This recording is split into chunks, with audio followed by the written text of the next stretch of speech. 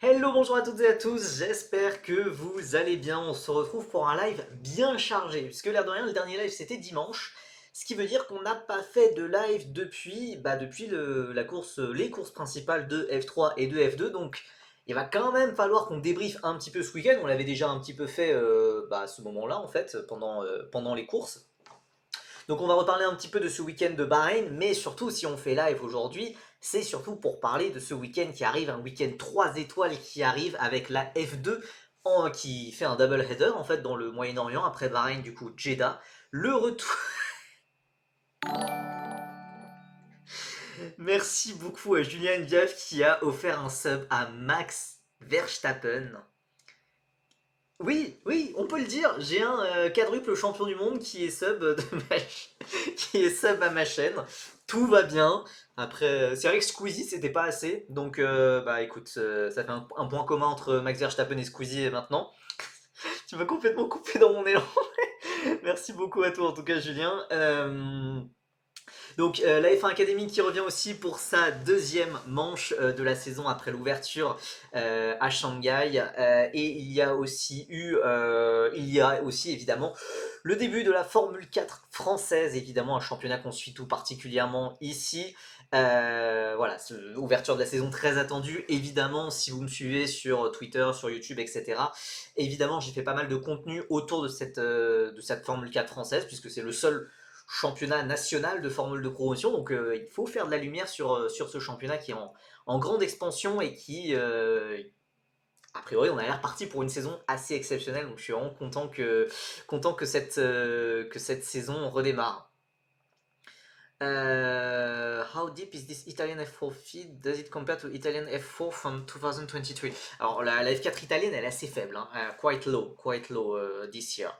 Après, après voilà, je pense qu'aujourd'hui la F4 nationale la plus relevée ça serait la F4 espagnole. How strong is the field? Not very strong. In Italian F4, not very strong compared to previous years. Ce serait plus F4 espagnole, italienne, française, britannique en tout cas. Percy, tu peux évoquer rapidement les rumeurs autour de Kucharczyk et des boules de feu. Non mais oui, a priori il y a pas mal d'annonces de pilotes en Euro Formula Open. Vous savez, c'est un championnat qui est un peu mort-vivant, qui est en état de décomposition avancée depuis plusieurs années déjà, avec 10 voitures tout juste. Visiblement, voilà, il pourrait y avoir le pilote polonais qui méritait 100 fois la F3, Kucharczyk, qui pourrait rebondir là-bas. En effet, pas de pilote français normalement engagé dans ce championnat. Bon, écoutez, on va directement passer sur le diapo qui nous attend. Donc, évidemment, j'ai mis donc, la F2, la F1 Academy, la F4 française avec des logos un peu plus gros. On va aussi parler F3 et Freka. F3 parce que on va débriefer le week-end qui s'est déroulé à Bahreïn. Et Freka, on va en parler à la toute fin puisqu'il y a actuellement les deuxièmes tests de pré-saison Freka. Deuxième test sur trois. Il y avait eu les premiers tests il y a la semaine dernière à Barcelone. Les deuxièmes tests ont lieu actuellement à Misano en Italie, près de la mer Adriatique, donc au niveau de la côte est de l'Italie si j'ose parler, et ensuite semaine prochaine au Castellet en France, et après ça, ce sera l'ouverture de la saison, donc on va aussi parler de Freka un petit peu. On continue de faire la propagande Lisa Billard, même si elle vise que le top 10. Non mais ouais, gardez des. On sait, enfin, je sais pas, gardez. Je sais qu'évidemment, il y a des pilotes que je vends, que je survends beaucoup, dont je parle beaucoup. Ça fait, je compte évidemment, bah voilà, Andy Consani, Louis Iglesias, Lisa Billard, etc. Euh, mais ça reste des pilotes extrêmement jeunes, surtout pour Andy Consani et Lisa Billard. J'ai pas non plus envie de leur mettre trop de pression, de mettre trop d'objectifs démesurés, de créer trop d'attentes autour d'eux. C'est des pilotes en lesquels je crois, qui ont un vrai potentiel. Mais après, les autres, les rivaux, c'est pas de la gnognotte à côté. Donc voilà, on va reparler de la F4 française, mais on est parti pour une excellente année de F4 française, très très très relevée. Voilà, possiblement la plus relevée depuis pas mal de temps. Andy dans la famille de Robert, oui, c'est son fils, et c'est donc le neveu de Stéphane Consani aussi, par ailleurs. Donc voilà, Lisa Billard qui chipe le 8ème titre à Hamilton en 2029. Ah bah oui, oui, genre, tant que ça, rien que ça. Bon, écoutez, allez, on commence avec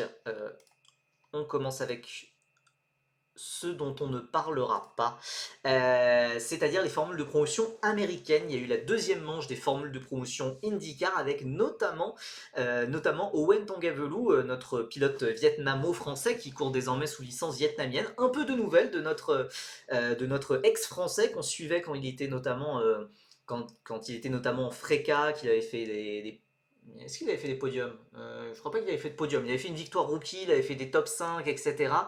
Il a depuis rebondi, il roule désormais aux États-Unis en USF Pro 2000, qui est la troisième division de l'IndyCar, la F3 de l'IndyCar, si on pourrait dire les choses comme ça. Écoutez, ça a été un week-end, il y a eu des choses positives, on va dire, pour Owen Tangavelu, pourtant qui arrivait avec très très peu de journées de test, qui n'arrivait pas aussi bien préparé que les autres pilotes qui avaient déjà roulé sur ce circuit, que ce soit les années précédentes, mais aussi quelques jours avant, ils avaient déjà roulé en test. Lui découvrait complètement le circuit, il avait tout juste, il avait vu aucun homme on-board presque, et ça s'est bien passé, ça aurait pu mieux se passer, je pense, au vu du rythme qu'il avait. On soulignera notamment les très très belles remontées qu'il a fait. Il avait été disqualifié au niveau de la deuxième qualification, donc il partait 19e et dernier pour les courses 2 et 3 et il est remonté 9e, donc il a fait une forte impression quand même. Donc voilà, maintenant son deal s'arrête là. La question c'est est-ce qu'il arrivera à trouver quelque chose pour poursuivre la saison. C'est ce qu'on espère pour Owen Tangavelu, qu'on continue de suivre malgré son désistement à la patrie. Euh, D'ailleurs, Percy s'était interviewé, il y a une interview de Preston Lambert dans un média hongrois. Alors je t'avoue, je sais que je suis un malade de formules de promotion, ok, mais des interviews de Preston Lambert en hongrois, il n'y a pas besoin, il n'y a pas forcément besoin, tu vois. Mais c'est très gentil de penser à moi, mais voilà, ça aurait été voilà, déjà un pilote français, ça m'aurait plus excité, ou déjà un pilote en qui je crois pour le futur, ça m'aurait intéressé, mais bon, Preston Lambert, voilà. Euh, Pas d'objectif démesuré, donc pour revenir sur la conversation autour de Billard et Consani, pas d'objectif démesuré, s'ils sont pas pilotes numéro 1 dans un top team à 19 ans, ils ont foiré leur carrière. Ouais, ça me paraît un objectif réaliste. Ça me paraît un objectif réaliste. Bon, donc voilà pour Owen Tangavelu. Donc voilà, j'espère que sa carrière pourra se poursuivre aux États-Unis, puisque c'est assez intéressant. Il a été salué par plusieurs observateurs américains, donc voilà, ses performances passent pas inaperçues. J'en ai parlé sur Twitter aussi, les débuts d'Oliver Weldon, le fils cadet de Dan Weldon. Il y a déjà Sébastien Weldon, qui avait commencé sa carrière aux États-Unis il y a 2 ans désormais. Non, 2 ans, un an, qui avait commencé l'an dernier, je crois. Sébastien Weldon qui courra en F4 italienne chez Prema. Là, désormais, c'est son fils, enfin, c'est son frère, hein, c'est son petit frère, Oliver Weldon, qui n'avait que quelques mois malheureusement à la disparition de son papa lors de la finale de l'IndyCar en 2011. Et du coup, voilà, petit Oliver Weldon a bien grandi et il roule en USF Junior.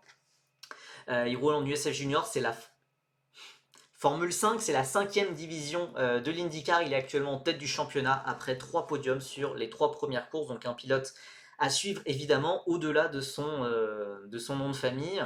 Il y a aussi eu quelques autres tests en GB3, en F4 britannique où certains pilotes se sont mis en évidence, comme Freddy Slater encore, puisque Freddy Slater est partout. Il est partout. Non mais oui, attendez.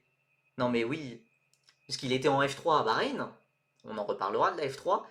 Il a directement enchaîné avec les tests GB3 à Brands Hatch. Et là, il est en test Freca, là, actuellement. Enfin, il s'arrête jamais. Il s'arrête jamais. Je... C'est du jamais vu. Hein. C'est du jamais vu. Même du Hugo Choukou, Berman, Norris, ça atteignait pas ces sommets-là. Hein. C'est incroyable. Alors oui, comme le dit d'ailleurs Vice City Sports Card, c'est vrai qu'il y a d'autres pilotes très très très très très intéressants aux États-Unis, notamment Max Garcia, qui est un 2009, donc qui a 15 ans, et qui est en train de dominer le championnat du SF Pro 2000, qui est en train de dominer la troisième division de l'IndyCar. Donc si vous voulez faire votre gros prouveur en IndyCar dans quelques années, faut noter ce nom, Max Garcia, 15 ans, est déjà en train de dominer la troisième division, c'est énorme. Enfin, en Europe, quand t'as 15 ans, t'as même pas le droit de rouler en F3. Bon, c'est à suivre de très près. Mais voilà, Max Garcia, retenez ce nom. Ça donnait quoi les tests en GB3? On a eu du Freddy Slater en tête, du Degan Fairclough, c'est pas mal les deux noms qui sont revenus devant, je crois Alex Ninovic aussi, mais voilà, Fairclough et Slater semblent se détacher en partie. Euh, on passe à la Formule 3, petit débrief de ce week-end de Bahreïn, avec notamment voilà, Freddy. Enfin, en fait, autant renommer la chaîne, je sais pas, Freddy Slater. Enfin, le fil rouge de ce live, c'est Freddy Slater. Hein. On en parle dans chaque catégorie, donc on en a parlé en GV3, on en parle en F3. J'ai kiffé la sprint de Slater, nous dit Julien Enviave. Bah, évidemment, évidemment, ça a été le pilote du jour, si tant est que ça soit quelque chose d'objectif. Si ce prix était objectif en F1, et s'il était transposé en F3, ça aurait probablement été Freddy Slater, voilà, deuxième avec le meilleur tour en course pour sa première course en F3. Il découvrait, il découvrait alors, il y avait eu 3 journées de test comme tous les autres pilotes, mais il n'avait pas plus d'expérience que ses rivaux, il n'avait pas plus d'expérience dans la voiture, non, il en avait même un petit peu moins vu qu'il n'avait pas fait la manche de Melbourne et des essais de pré-saison à Barcelone. Donc juste absolument bluffant, Freddy Slater qui est déjà 12e du championnat. Normalement il ne devrait pas refaire de week-end ou alors peut-être vraiment en fin de saison, mais en tout cas c'est une pige qui a vraiment marqué les esprits, c'était le Benjamin du championnat et déjà directement sur le podium. Freddy Slater TV, bah ouais après, s'il avait été français, Freddy Slater, je ne parlerais que de lui, hein, je pense. Hein. Euh, L'an prochain, quelle course de F3 de Slater avant d'enchaîner avec le week-end de F2, il a également remplacé le Hülkenberg et a remporté la course de F1 Academy. Alors, vous rigolez, mais aux États-Unis, justement, bah, il y a ces formules de promotion de l'IndyCar, et jusqu'à l'an dernier, on avait le droit de faire, par exemple, USF 2000 et USF Pro 2000, donc de faire la quatrième division et la troisième division. Par exemple, le coéquipier d'Owen Tangavelou, pour regarder une petite transition, l'an dernier, il était en USF Junior, la cinquième division, et il roulait en même temps en quatrième division. Donc sur le même week-end, il faisait les deux championnats. Alors d'ailleurs, on avait eu un cas un peu similaire en Europe avec Matteo Nannini qui avait fait F2 et F3 sur la même année, en 2021 je crois, et bah, ça n'a pas... bon, lui malheureusement le budget s'est un peu évaporé très rapidement. Mais, euh, mais voilà, c'est plus quelque chose qu'on fait aujourd'hui. Et justement, aux États-Unis, ils ont fait des règles pour arrêter ce genre de double programme, puisque c'est pas très très très sérieux, on va dire. Euh, Freddy Slater is the best driver since who? Alors, il y a un débat sur. Bah, il y a un débat sur Slater, c'est le meilleur pilote depuis qui? C'est difficile à dire. Hein. C'est difficile à dire. Alors évidemment, on compare beaucoup Freddy Slater à Andrea Kimi Antonelli. Pour moi, c'est pas forcément semblable. Et pour moi, il y a beaucoup plus de failles, beaucoup plus de défauts chez Freddy Slater que Andrea Kimi Antonelli, qui est un pilote plus complet, plus rapidement, qui a eu plus de pression, il y a eu beaucoup plus de pression du fait de faire partie de l'académie Mercedes, il a directement très rapidement été exposé devant médiatiquement et il a gagné tous les championnats dans lesquels il a participé, ça faut se rendre compte de la dinguerie, en dehors de la F2, mais là il avait sauté une catégorie. Alors que voilà, là Slater commence déjà à y avoir des soucis. En Euro 4, il a été battu, même si c'est un mini championnat. En Formule régionale Moyen-Orient, cet hiver, il a été battu par notre Français Evan Giter. C'est un pilote ultra, ultra, ultra impressionnant. Je n'ai aucun doute qu'on le verra en F1. Mais actuellement, pour moi, je le place vraiment en dessous d'Antonelli, qui, pour moi, est un pilote euh, à mettre dans une autre catégorie. Mais évidemment, Freddy Slater, on le verra en F1. Enfin, ça paraît une évidence. Après, voilà, il faut jamais trop se projeter comme ça, parce qu'il y avait des pilotes, il y a des pilotes de F4, de Formule régionale, il y a quelques années, on pensait que ça serait une évidence qu'ils seraient en F1. Je pense notamment à des Théo Pourchaire, à des Denis Sauger, même, je sais pas, Yuri Vips ou ce genre de pilotes. Et au final, bah, ils en sont assez loin de la Formule 1. Donc voilà, faut garder toute proportion, mais Slater est un excellent, excellent pilote qui a tout pour lui, qui est dans les meilleures conditions. Donc c'est pour ça, je vois pas trop comment la F1 pourrait lui échapper, mais, Mais voilà, pour moi, je le mets un cran en dessous d'Antonelli quand même. Euh, Bah, après, c'est logique pour Freddy Slater de profiter du budget qu'il a. C'est normal. Si tout le monde avait le budget qu'il a, tout le monde ferait les tests qu'il ferait. Ça serait logique. Je comprends totalement. Je comprends totalement. Euh, c'est impressionnant quand même parce que des cracks de fou, généralement, c'est tous les 5-7 ans. Ils font des mandats. Prost, Senna, Michael Schumacher, Vettel, Hamilton, Verstappen. Et là, on voit Piastri, Kimi, Slater contre Sani, Dorian. Ouais, c'est pas. Alors, pour l'instant, on peut pas savoir. On peut pas savoir. Et surtout pour Sani et Dorian, mais je pense que tu trolles un peu. Mais voilà, on va leur laisser le temps de grandir, hein, surtout Sani qui n'a que 15 ans depuis 2 mois. Mais voilà. D'où vient son budget d'ailleurs? C'est son père qui est le PDG de l'actionnaire majoritaire d'une des plus grandes marques pharmaceutiques, enfin que cosmétiques, pardon, d'Angleterre. D'ailleurs, je ne sais pas si tu as vu Percy, mais Joe Saward, donc Joe Saward, c'est un journaliste britannique euh, qui a sous-entendu que Slater rejoindrait la filière McLaren. Je l'ai en effet entendu, c'est ce qu'il a dit dans sa dernière newsletter, je crois. Ouais, on aurait peut-être un Freddy Slater chez McLaren. C'est toujours à prendre avec des grosses pincettes ce que dit Joe Saward quand même, parce que notamment quand il parle de formule de promotion, parce que l'an dernier, il avait déjà fait il a fait des prédictions et pour lui, il disait que c'était vraiment quelque chose de sourcé, de solide, etc. Mais en fait, c'était plus des suppositions. En fait, c'est plus comme moi, quand, par exemple pendant l'été, je fais mes prédictions de gris où je tente des choses et tout, machin. Lui, il donne les trucs plus officiellement. Il les donne comme si c'était vraiment fait, genre Tuka Taponen qu'il avait mis chez MP, Théophile Nael qu'il avait vu lui aussi d'ailleurs chez Trident. Bon, je sais qu'il y a eu vraiment des discussions à ce niveau-là, mais voilà. Donc, toujours à prendre avec des pincettes ce que dit Joe Saward, encore plus en formule de promotion. Euh, allez. Donc quoi, il y a Motopark qui a annoncé Timek Kucharchik. Ça va faire plaisir aux gars du Discord de Feeder Series. Oui, ou Motopark. Motopark. Je sais pas, bah. Attends, Team Motopark. Je l'ai pas. Ah si, Team Motopark. Il y a. Ouais, ils sont inactifs depuis le 23 juin 2016, hein. Donc je dois pas avoir le bon compte Twitter, moi. Euh, la citation de son blog pour info, there's been talk for some time that Slater was on Audi's shopping list for young drivers. C'est ce que je vous dis depuis des mois, hein, d'ailleurs. Hein. But the whisper in Bahrain was that he may soon turn up wearing papaya as he's managed by ADD, which just after Lando Norris' career. Oui, oui, oui. Mais voilà, en fait, il y a quelque chose d'extrêmement logique au fait que Freddy Slater aille peut-être chez McLaren, parce que on le sait, voilà, il y a cette connexion avec ADD Management qui est derrière la carrière de Norris, mais aussi derrière la carrière d'Ugo Chukwu. Donc, ADD a des liens très très forts avec McLaren, mais est-ce que c'est juste ça? Est-ce que c'est juste une supposition parce que son management est très très proche du McLaren? Ou est-ce que c'est vraiment.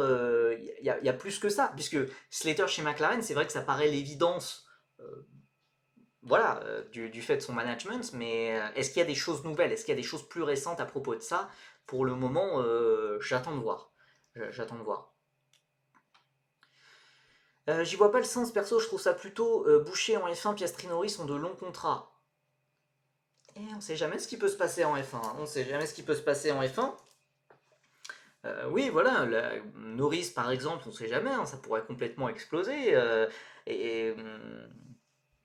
Imaginez par exemple, enfin, c'est de la sport fiction là pour le moment, mais si Oscar Piastri, si on reste sur la dynamique des deux derniers Grands Prix, et que Oscar Piastri domine vraiment Lando Norris et Norris devient numéro 2, enfin Norris devient vraiment battu, comment il va le vivre? Euh, Bah, il va mal le vivre. Il va mal le vivre, il va peut-être essayer de rebondir ailleurs, de trouver un autre projet, etc. Donc ça pourrait libérer une place, et donc voilà, donc voilà, on ne sait pas ce qui peut, on ne sait pas ce qui peut arriver hein, dans une. Même si c'est vrai que Piastri Norris, c'est vrai qu'on paraît parti sur du long terme, mais justement, ces deux top pilotes, Il y en a un qui est en F1 depuis 7 ans, il y en a un qui est en F1, c'est sa troisième année, donc qui a encore beaucoup de marge de progression, je pense, qui progresse. Voilà, on verra ce que ça donne. Oui, c'est Michael Sheen qui a signé chez Motopark, oui, je l'avais vu sur Feeder Series en fait, mais oui, gros plateau, hein, l'Euro Formula Open. Bon, on passe à la F3, donc du coup, Rafael Camara en tête du championnat avec 26 points d'avance. Il a presque du double de points sur son plus proche poursuivant, Tim Tramnitz. On va reparler du cas Camara, mais je pense. Oh, waouh! Bah, on va pas le voir beaucoup cette année. Tim Tramnitz, deuxième devant Callum Voisin, troisième Noah Stromsted, le jeune pilote Mercedes qui est quatrième. On a ensuite Solov qui a décroché sa quatrième victoire en F3 devant Stensorn, Tuka Taponen qui a véritablement lancé sa saison avec un double top 4, Théophile Nael qui tombe malheureusement à la 8ème place devant Bedrin, Intra Poufassak et un groupe de 5 pilotes ex aequo avec Santiago Ramos, Freddy Slater, Roman Bilinski, Charlie Wurtz et notre deuxième français Alessandro Giusti qui a débloqué son compteur de points. Sakaseta, Christian Ho, Boya, Delpino, Leon et Ugo Chogo qui sont les 21 pilotes à avoir marqué des points. Et ensuite après ça, voilà, on a d'autres pilotes sans le moindre point, notamment Van Huppen, Wharton, Sharp, Dominguez, Badoer. Donc des pilotes qu'on attendait beaucoup plus haut forcément. Après en F1, salut à toi Pierre, après en F1 cette année on n'a pas vu vraiment de gestion de com qui est le plus gros défaut de Piastri depuis qu'il est là, donc à voir si ça reste comme ça. Après Bahreïn quand même il y avait beaucoup plus de gestion de gomme comparé à par exemple Shanghai, d'ailleurs on l'a vu dans la course d'Isaac Hadjar ou de Racing Bulls, il y a eu de la gestion de pneumatiques et c'était beaucoup plus compliqué à gérer pour certaines équipes. Donc à voir, après, c'est aussi un paramètre qui est moins rentré en compte que prévu. On a bien vu par exemple que la dégradation pneumatique entre pneus durs, pneus médiums, pneus tendres après la safety car sur la dernière partie de course, au final, il n'y a pas eu tant de différence pneumatique que ça. Donc bon, il faudra voir sur d'autres circuits plus challengeants sur les pneus, mais c'est un bon point soulevé. Donc bon, pour la F3, bon voilà, cet homme, Raphaël Camara, 19 ans, bientôt 20, euh, je pense que on va pas beaucoup en parler, tout simplement parce que il est tout seul. Il est tout seul sur sa planète et il montre que il était vraiment pas loin d'Andrea Kimi Antonelli quand ils étaient coéquipiers. Le souci, c'est qu'il était un petit cran en dessous d'Antonelli et que du coup, ça l'a fait paraître pour un pilote pas très, enfin moyen quoi, moyen. Alors qu'en fait, c'est juste un gigantesque talent. C'est un gigantesque talent qui a eu la malchance de tomber sur Antonelli comme coéquipier. Et là, c'est comme s'il avait pas de faille quoi. C'est en sec, pluie, qualif, course, même, à cause de son calage en course sprint, il est reparti dernier, il est remonté jusqu'à la 12e place. Et c'est trop, hein. Donnez-lui le titre, hein, ça ira plus vite. Donc voilà, 56-30, il a presque le double de points sur son plus proche poursuivant Tim Tramnitz, qui est certes très régulier, mais c'est encore pire que ce que son compatriote, et ex-pilote Trident lui aussi, Gabriel Bortoleto, aujourd'hui en F1, avait fait en 2023, où on dit souvent que Bortoleto avait assommé le championnat d'entrée de jeu. Camara il fait encore pire, puisque voilà, j'ai retrouvé les statistiques en 2023 après 2 week-ends. Bortoleto avait fait lui aussi 2 victoires en course principale et menait 59-36. Il avait 23 points d'avance déjà sur son plus proche poursuivant qui était Grégoire Saucy. Là, il a 26 points d'avance, c'est encore plus grand. Mon principal doute, c'était sur le fait qu'il pouvait y avoir une hiérarchie un peu redistribuée en début de saison, peut-être que Trident serait plus l'équipe dominante, etc. Je me trompais tout simplement, donc voilà, Camara était pire que dernier, il était derrière la voiture médicale, oui, bien vu, c'était assez cocasse. Voilà, derrière la voiture médicale, il finit 12ème. C'est impressionnant. Le seul petit espoir peut-être, c'est que Callum Boycin, que je considérais moi aussi comme l'un des favoris, comme son plus sérieux rival, il s'est réveillé à Bahreïn, il a marqué 25 points, donc il a vraiment lancé sa saison.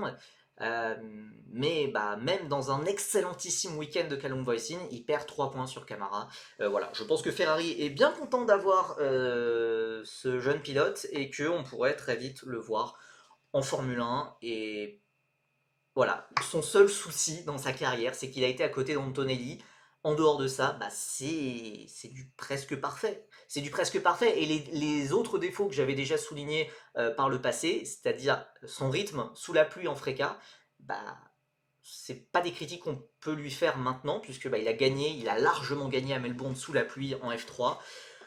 Bon bah voilà quoi, chez As, quand Berman remplacera Hamilton, si le timing est bon, peut-être, peut-être. Après, il n'est pas tout seul. Il n'est pas tout seul, puisqu'il y a aussi Tuka Taponen qui fait lui aussi un gros. Qui a fait aussi un très très gros week-end, qui est aussi un jeune pilote Ferrari, qui a aussi beaucoup de talent. Donc c'est. Encore une fois, certes, c'est très impressionnant, mais bah voilà, on ne sait pas ce qui peut se passer, on ne sait pas si on le retrouvera en F1. Il y a pas mal de choses qui peuvent se passer d'ici là, puisque de toute façon, la F1, ça ne sera pas avant l'horizon 2027 minimum. Euh, donc oui, mais 2027, ça peut bien se goupiller. C'est vrai qu'on peut totalement imaginer un départ d'Hamilton, une montée de Berman, ou autre chose. Peut-être que Berman aura complètement flop, ou je sais pas. Mais voilà, hein. Voisin, il n'est pas dans une académie F1, il y a des rumeurs où il se finance seul tranquillou. Je crois qu'il se finance seul tranquillou. Enfin, tranquillou, non, pas tranquillou, il n'est pas spécialement riche. Euh, Après, il est assez riche pour se payer une saison de F3, mais il n'est pas riche, style Freddy Slater ou voilà. Euh, Là, comme ça, j'ai pas de rumeurs en tête à propos de Callum Voisin pour une académie, hein, pour être honnête. Oui, voilà, une montée d'Ocon chez Ferrari, évidemment, évidemment. Moi, je prends, enfin, je prends. Qu'est-ce que je prends en fait? Ferrari, c'est zéro podium cette année, hein, en dehors de la course sprint. Je dis ça, je dis rien. Bon, euh, côté français, il y a eu des choses sympas, il y a eu des choses intéressantes, bon, je reste un petit peu sur ma faim, je pense que lui aussi. Brody n'avait pas baissé le prix du baquet. Si, si, si, ils avaient baissé le prix du baquet évidemment pour Callum Voisin, et d'ailleurs Callum Voisin, il était quand même euh, un peu frustré. Un peu frustré, peut-être que ça a joué d'ailleurs à Melbourne, mais Callum Voisin, il voulait monter en F2. Mais Rodin a absolument voulu le garder en F3 pour vraiment mener l'équipe. Et quand on voit les performances de ses coéquipiers, notamment Louis Sharp qui est dans le dur, on peut comprendre pourquoi. Et donc voilà, Rodin lui a refusé cette montée en F2 après l'absence au dernier moment, de dernière minute de Christian Mansell. Donc voilà. Euh, Bon voilà, côté français, les promesses de Giusti, il y a eu du bien, il y a eu du très bien, il y a eu du frustrant surtout. C'est ça en fait, je pense. Donc il y a une double P7. Sur le papier, c'est pas mal, mais on sent qu'il y avait le rythme pour faire bien mieux, ça s'est vu. Mais malheureusement, sur les premiers tours, il y a eu deux fois le même souci, cette coupure moteur tout simplement qui fait qu'il n'a pas de rythme sur le premier tour. Les départs les départs en eux-mêmes sont plutôt bons, sont plutôt ok, il n'y a pas de souci, mais le problème est venu après. Donc je ne sais pas, est-ce qu'il y a eu un problème au niveau je sais pas, du refroidissement, une surchauffe, je ne sais pas exactement, mais c'est pas un problème qu'il a eu ensuite dans le reste de la course. Donc c'est un petit peu dommage, mais surtout avant ça aussi, il y a cette qualification où voilà, on a espéré qu'il fasse deuxième, et au final, dernier run, il termine neuvième. Voilà, tout, les choses commencent à se mettre en place. Et par exemple, entre la course de samedi et la course de dimanche, il y a eu une belle amélioration au niveau du combat dans le peloton face à plusieurs voitures. Il y a eu du mieux. C'est pas encore parfaitement ça, mais vraiment, il y a une progression linéaire qui est assez intéressante. Si vous pensez que Camara peut gagner à la F3, abonnez-vous au YouTube de Percy. C'est vrai qu'on se rapproche, mais oui, abonnez-vous sur YouTube, évidemment, on a passé le cap des 900 abonnés, on se rapproche petit à petit des 1000, c'est intéressant, c'est très intéressant. Abonnez-vous aussi d'ailleurs, j'en profite, hein, petite pause pub, hein, mais abonnez-vous aussi sur Twitter, on a passé les 4700, ça serait bien de passer les 5000 à un moment, hein, ça serait énorme, 5000, ça serait énorme. Et aussi sur Insta, j'ai vu qu'on allait bientôt passer les 500. Bon, c'est plus mon Insta de ma vie privée, mais parfois il y a du vroom vroom aussi, vous en faites pas. Voilà. Et sur Blue Sky, on s'approche des 400 aussi. C'est pas dégueu aussi non plus sur Blue Sky. Bon, écoutez, j'arrête la pause pub. Donc voilà. il y a du positif pour Justy, mais j'ai vraiment hâte de voir les prochains week-ends, puisque le rythme de course, les dépassements, etc., c'est de mieux en mieux. C'est de mieux en mieux. Et le week-end vraiment où il mettra tout bout à bout, là, ça sera vraiment redoutable. Ça sera vraiment redoutable, je pense. Pour notre autre Français, Théo Finel, ça a été un week-end malheureusement plus compliqué. On l'a déjà un peu, on en a déjà un peu parlé sur le live de dimanche, mais voilà, qualifié 22e alors qu'il était 13e lui aussi avant le dernier run. Bah voilà, qualifié 22e, c'était compliqué. Pourtant, il y a eu une très belle remontée, notamment en course sprint, mais voilà, il partait de trop loin pour vraiment espérer des points. Mais là encore aussi, le rythme de course, son racecraft était pas mal du tout. Pour aller un peu plus vite au niveau des tops, des flops, voilà, j'ai fait une petite liste de mes pilotes en top. Camara, Tramis qui a été très régulier, bah, ça m'a fait un petit peu mal puisque bah voilà, au final, ça veut dire qu'il a battu Justy 2 fois alors qu'il partait 2 fois derrière, donc bon, ça la fout un peu mal. Mais Tramis, c'est un pilote expérimenté, c'est quelque chose qu'on peut attendre en début de saison. Et d'ailleurs, j'en profite pour rappeler une énième fois, d'ailleurs, je remercie énormément Julien Enviave là, qui fait la pub de tous mes liens là en commentaire, merci beaucoup à toi. Euh, oui, Justy, c'est un pilote qui éclate souvent en deuxième moitié d'année. Ça s'est vu en F4, ça s'est vu en Freca, ça s'est vu en F4 sur sa deuxième année, ça s'est vu en Freca sur sa deuxième année. C'est souvent comme ça, donc il teste des choses. Voilà, et quand il sera prêt, ça va exploser. Moi, j'y crois fort là, sur la deuxième moitié d'année pour Alessandro Giusti. Mais en attendant, voilà, son coéquipier Tim Tramitz a capitalisé. Excellent week-end de la part du pilote allemand. Callum Voisin a aussi véritablement lancé sa saison. Tsoloff, bah, obligé de le mettre dans les tops, parce que voilà, une victoire en course sprint, voilà, la course principale est pas dégueu non plus, mais je le mets dans les tops parce que bah on en avait pas, il avait été très très très anonyme à Melbourne. Euh, Taponen, évidemment, j'en ai pas parlé dans ce live puisque bah sinon si je parle de chaque pilote après le live commencera à faire 4 heures, mais en tout cas Taponen P3 et P4 après une qualif où il fait P6, ses coéquipiers sont au-delà de la 20e place. Bah forcément, on peut que saluer. Freddy Slater, évidemment, on en a déjà un petit peu parlé un peu plus tôt, mais voilà, P2, meilleur tour en course, il a mené la course, il a sorti une très très belle défense pour résister face à Soloff et toute son expérience. Donc bravo, bravo à lui. Et Christian Ho qui a quand même porté Dams sur ce week-end et qui a marqué des points. Del Pino, ouais, j'ai aussi réfléchi à le mettre en top. C'est vrai qu'il a quand même sauvé quelques points, mais et qu'il a battu ses coéquipiers en qualif. Mais bah, au final, moi je ressors de ce week-end avec le sentiment que il a été excellent sur un tour en qualif et que bah, il a fait que glisser dans la hiérarchie ensuite et qu'il a été battu par ses coéquipiers. Donc oui, c'est pas mal, c'est pas mal, et pour être très honnête, je ne l'attendais absolument pas à faire pareille performance en qualification où il a signé le 5e temps, mais voilà, je ressors de ce week-end où je me dis, bah voilà, c'est le moins bon pilote MP et il est vraiment un cran en dessous de Justy, il est 2 crans en dessous de Tramnitz aujourd'hui. Voilà. Je... Donc je sais pas si. C'est pour ça que moi je l'ai pas trop mis dans mes tops. En flop, on en parle de Prema qui est dernier du championnat avec 2 misérables points. Bah oui, on en parle forcément. C'est dans les flops, ils n'ont marqué aucun point ce week-end. Et au-delà de ça, bah vraiment, ce qui était vraiment inquiétant pour Prema, c'est que il y a un moment, ils étaient dans les points. Badoer et Léon avaient fait des très bons départs en course principale. Ils jouaient P10, P11. Ils étaient devant Justy pendant un temps. Justy qui avait eu ses problèmes au premier tour. Et ça n'a fait que dégringoler dans la hiérarchie. C'était abyssal, hein. C'était abyssal. Voilà, changement de réglementation. Visiblement, Préma retombe encore dans ses travers, comme en F2 l'an passé. Euh, je- c'est très très compliqué. Alors, quand même, dans ce marasme chez Préma, il y a quand même Brando Bador qui a sorti un très bon week-end, mais enfin, qui a dominé, je trouve, ses coéquipiers. Mais quand même, bah, c'est hors des points et c'est. Voilà, il n'y avait pas le rythme pour aller chercher beaucoup mieux que ça.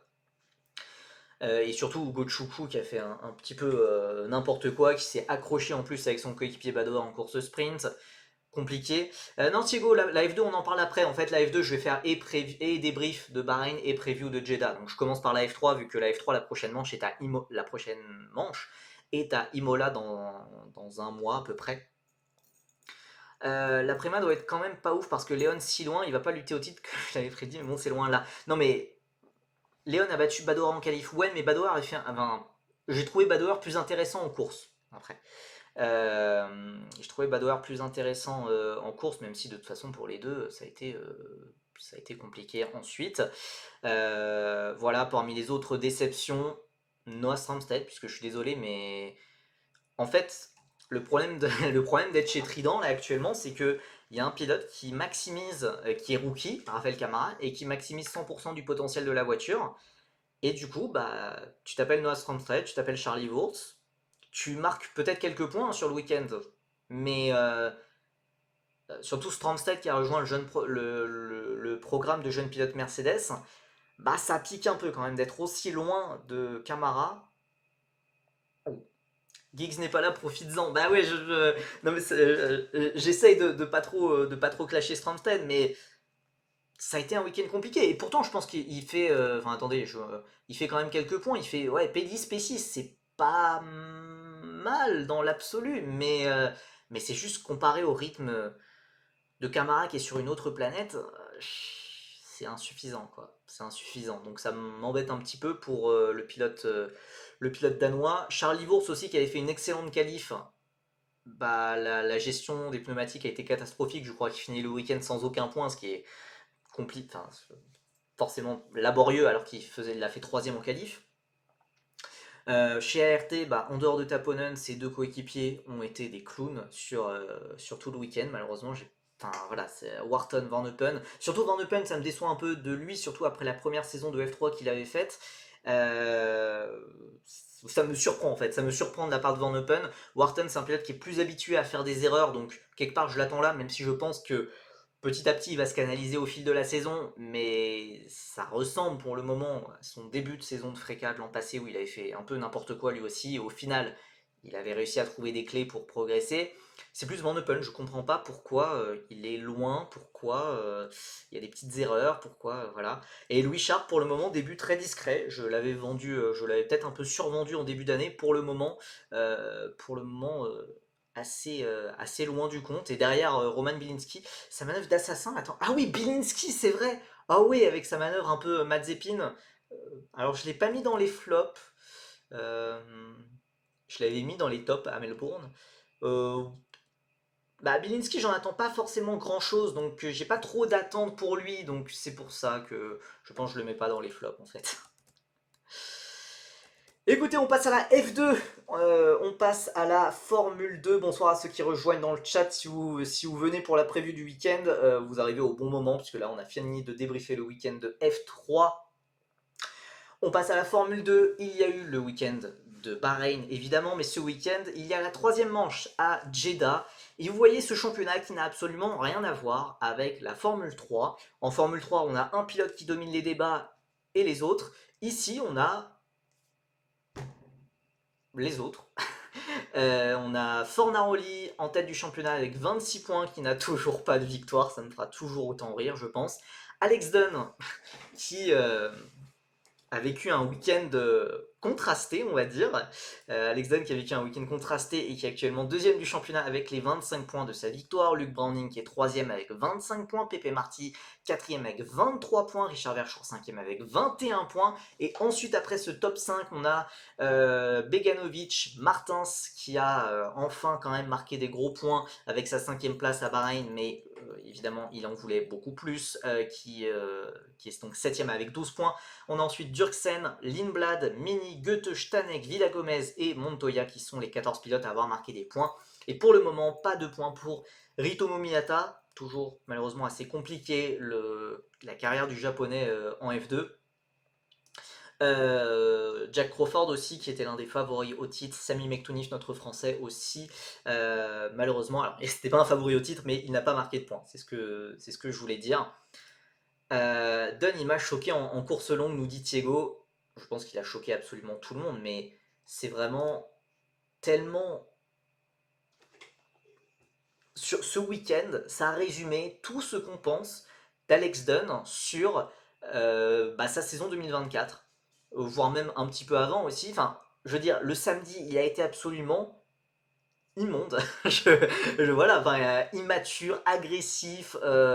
Voilà, aucune gestion, et du coup, au final, ça finit 19ème parce qu'il finit par se cracher.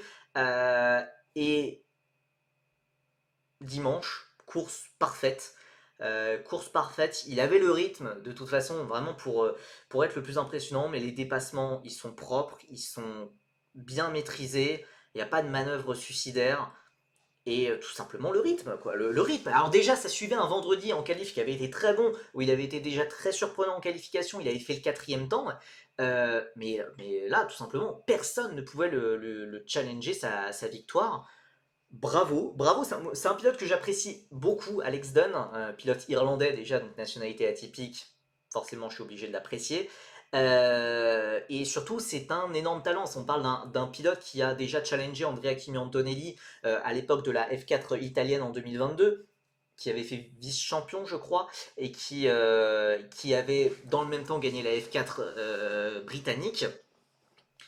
Euh, et, et voilà, donc là, ça nous a montré. Alors, en Formule 3, il avait été épinglé notamment par pas mal de manœuvres en piste où il avait été très très très rugueux, voire au-delà de la limite.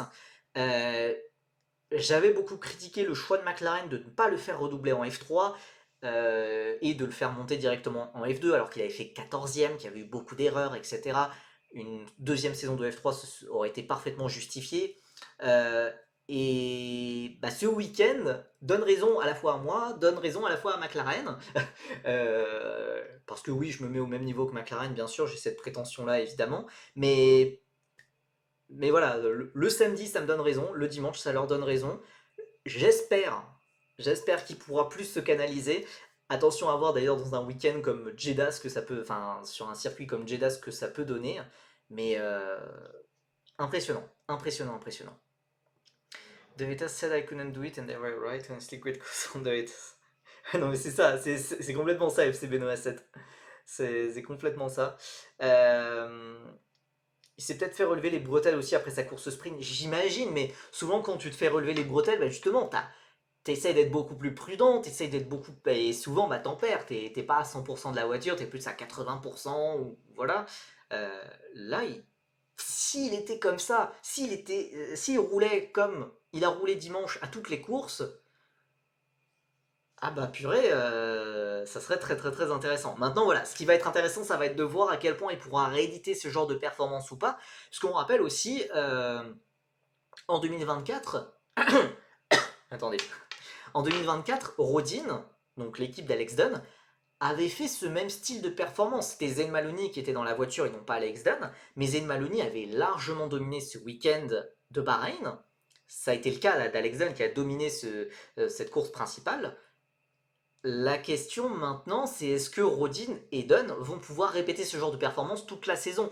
Puisque Zayn Maloney, en F2, ça a été les montagnes russes. Un jour, il est vainqueur, l'autre jour, il est en dehors du top 15. Il va falloir essayer de trouver quelque chose pour être plus régulier et montrer que, ouais, il est F1 matériel. Donc, oui, voilà. Maloney avait été exceptionnel l'an passé pour Rodin. Dunn l'a été. Maintenant, il va falloir que les deux saisons, enfin, que les comparaisons entre Dunn et Maloney s'arrêtent là, puisque Maloney, très irrégulier, jeté par Red Bull et aussi par Sauber, mais bon, on n'avait pas trop d'espoir avec Sauber, mais ça fait que voilà, il n'a pas vraiment été considéré comme F1 matériel, alors que Alex Dunn, s'il a de la régularité, je dis pas d'avoir je lui dis pas de faire des victoires comme ça à chaque fois, mais d'arrêter ce genre d'erreur, enfin ce genre de course comme il nous a fait samedi et de voilà, de faire des podiums, des dépassements propres, des top 5, etc. Là, on pourra commencer à parler F1. Maintenant, c'est un pilote de l'académie McLaren. On en a parlé pour potentiellement Freddy Slater. Quel avenir avec Lando Norris, avec Oscar Piastri devant? C'est peut-être un petit peu bouché, même si ça n'a pas gêné Gabriel Bortoleto de trouver un baquet. Voilà, ça va être intéressant à suivre. L'époque où on pensait que le titre allait jouer avec Aaron et Maloney. Ouais, l'époque de dépressif, hein, surtout. Hein. L'époque où les gens voulaient nous faire croire que Aaron est tellement fort que Hadjar derrière à l'aspi avec le DRS perd 2 dixièmes dans la ligne droite. Oui, bah écoutez, écoutez, ça reste de la F2, hein. Alors je suis d'accord avec Kimi63 justement. Autant Bahreïn laisse au pilote la liberté d'être un peu trop agressif, mais Jeddah j'ai peur. Bah ouais, parce que par exemple les manœuvres, style voilà, Roman Bilinski ou voilà, qui mettent les pilotes, les 4 roues en dehors de la piste, style Nikita Mazepin qui avait fait la même manœuvre il y a quelques années en F2, bah ça pourra pas être possible, puisque bah au-delà de la ligne blanche à Jeddah, bah il y a le mur. Donc c'est un peu plus embêtant quoi. Voilà, voilà. Donc on verra ce que ça donne, mais quel bonheur la course principale de dimanche pour Alex Zan. Bon, malheureusement, s'il y a eu du bonheur, enfin, le bonheur des uns fait le malheur des autres, Victor Martins, malheureusement, est encore passé à côté de son week-end. Alors, c'est peut-être un petit peu sensationnaliste de tourner les choses comme ça, mais moi, j'espérais, voilà, un nouveau départ, on va dire. Un nouveau départ avec les couleurs Williams, pour sa grande première avec les couleurs Williams. Bah, au final, ça a été un autre week-end de F2 où il y a eu de la malchance, où il y a eu des choses où il a fait de son mieux en course principale, mais tout ne se met pas bout à bout et c'est frustrant. C'est frustrant parce que ça commence à faire beaucoup. Ça commence à faire beaucoup. J'ai j'ai pas grand-chose à redire sur son week-end, mais juste malheureusement, ça ne marche pas encore. Voilà, il n'a pas la combinaison, en tout cas avec sa voiture, etc., fait que, bah voilà, il passe à côté de la victoire, il passe à côté du podium aussi, donc certes, il a mis des points, on est français, faut pas rêver trop haut, oui, mais purée, ce pilote, vous allez dire, enfin, vous allez dire que je continue de m'enfoncer, mais pour moi, ce pilote, c'est un talent générationnel, et d'ailleurs, il y a d'autres gens qui le pensent. Je suis retombé sur un tweet de l'espagnol Alejandro Gil qui dit que c'est probablement le pilote avec le plus talentueux que la F1 aura loupé. Je suis d'accord avec lui, il avait dit ça notamment après sa victoire à la course des champions. Et je suis d'accord, Thiago, je savais que t'allais arriver sur ça. Depuis sa saison F2 2023, est-ce qu'on le voit pas trop beau? Pour moi, non. Pour moi, non. En fait, de toute façon, vous savez ce que je pense sur l'idée de faire une troisième saison de F2, ça ne sert à rien. Je l'avais dit déjà à l'époque avec Théo Pourchère quand il avait refait sa troisième saison. Pour moi, meilleur que Pourchère, oui. Meilleur que Pourchère, oui. Et d'ailleurs, sur la saison de F2 2023, Victor Martins bat Théo Pourchère en qualif. Il est plus rapide que lui. Ça ne veut pas tout dire. Et bah, en course, bah, Théo Pourchère fait champion, Martins il fait cinquième. Pour moi, Victor Martins, voilà, c'est un pilote que je mets à côté d'Oscar Piastri. Les deux se sont bataillés, se sont tirés la bourre toute l'année en 2019. Oscar Piastri dit c'est lui mon plus grand rival de ma carrière, c'est Victor Martins. Victor Martins qui avait largement, enfin qui avait dominé, qui avait battu Piastri sur la deuxième moitié d'année 2019. Il est très bon, voire excellent, mais est-ce vraiment un crack générationnel? Bah après, c'est toujours difficile à savoir. Si c'était un crack générationnel, est-ce qu'aujourd'hui, à 23 ans, il serait toujours là en Formule 2? Et je sais pas, c'est toujours difficile à dire, parce qu'il y a évidemment, forcément, c'est un pilote français, il y a forcément une part de chauvinisme qui parle, même si j'essaye d'être le plus objectif possible, mais le fait pour moi que après cette fêtège ou après avoir quitté l'académie alpine, il a été récupéré directement par une académie, me fait dire que oui, enfin, pas mal de gens, en tout cas dans le paddock, pensent que c'est un pilote générationnel. Pour moi, Pourchère meilleur que Martins, car en 2023, ils n'ont pas la même pression de résultat. Oui et non, Victor Martins, il a toujours vécu avec cette pression de résultat. Alpine lui a toujours mis enfin, Renault slash Alpine lui a toujours mis la pression en mode si t'es pas champion, si tu bats pas ton coéquipier, si tu fais pas ça, t'es viré. Alors que voilà, il y a énormément de pilotes dans l'académie alpine, style, je sais pas, Kouchmaini, Kabir Anourag ou Nicolas Lacorté qui peuvent faire n'importe quoi, ils seront toujours dans l'académie alpine. Donc pour moi, il a toujours eu de la pression, hein, Victor Martins. Après, mais je comprends, on est forcément obligé d'avoir ce débat-là. Est-ce qu'on voit pas Victor Martins un petit peu trop beau? Moi, je persiste à penser que non. Et il y a des performances récentes qui l'ont rappelé, comme à la course des champions. Maintenant, certes, la course des champions, c'est pas de la monoplace, certes, enfin, quoique si, parfois c'est de la monoplace, parfois, mais pour moi, voilà, faire une troisième année de F2 dans un championnat parfois aussi aléatoire, c'est. C'est. Il a beaucoup plus à perdre qu'à gagner. Je vois pas trop ce qu'il a à gagner. Euh, F3 2022, il est champion, mais au duel contre trois rookies. Oui, mais il est chez ART qui n'avait jamais gagné le titre. Quand Maloney est chez Trident qui n'arrête pas de gagner depuis, qui avait gagné le titre équipe. Berman, il est chez Prema qui est l'équipe dominante. C'est Adjar qui avait été très impressionnant cette année-là, puisqu'avec Hightech, il s'est mis à jouer le titre. Euh, voilà, mais je peux comprendre. Hein. Moi, je suis vraiment intéressé de voir ce qui va se passer avec Victor Martin, puisque a priori, selon les rumeurs, il devrait faire 2 séances d'essai libre 1 avec Williams, donc sur les week-ends de F1. Bah, j'ai hâte de voir ce que ça va donner, tout simplement. Je me demande voilà, quel sera le programme que va lui faire Williams, à quel point Williams croit en lui, puisque maintenant, globalement, surtout depuis les succès actuels de Berman, Antonelli, Adjar, Bortoleto, etc., euh, et surtout ceux de Berman et Antonelli qui étaient mal classés en F2 mais qui brillent actuellement en F1, la F2 est un facteur quand même qui est pris en compte par les équipes pour choisir des pilotes. Mais je pense que les tests F1, les TPC, les tests with previous cars, sont plus importants. Et malheureusement pour nous de l'extérieur c'est plus difficile à juger parce qu'on a souvent peu d'informations à ce niveau-là. Mais après, visiblement c'est le critère numéro un maintenant pour les équipes pour décider de si un pilote mérite sa chance en F1 ou pas. Et malheureusement c'est dommage. La F2 perd un petit peu de son utilité. Maintenant la F2 elle a quelque chose qu'elle aura toujours, c'est que c'est un championnat qui est médiatisé, c'est des conditions de course. Tu peux faire tout ce que tu veux en essai tu ne pourras pas reproduire les conditions de course, la pression d'un départ, les feux qui s'éteignent, le combat avec 3, 4, 5 voitures en même temps, quand Victor Martin c'est un 4 de front au virage 4 à Bahreïn, à la course principale et ressort devant, c'est pas quelque chose que tu peux reproduire en essai. Donc la F2, c'est un championnat extrêmement imparfait, mais ça reste un championnat de haut niveau quand même, avec voilà, les voitures qui sont assez proches de la F1. T'inquiète pas, avec la réglementation 2026 en F1, la F2 ira plus vite. Bon, encore faut que le moteur Mecachrome tienne, mais oui, j'ai lu ces déclarations. On verra. Je pense que c'est assez catastrophique pour rien, mais oui, oui, oui, on verra.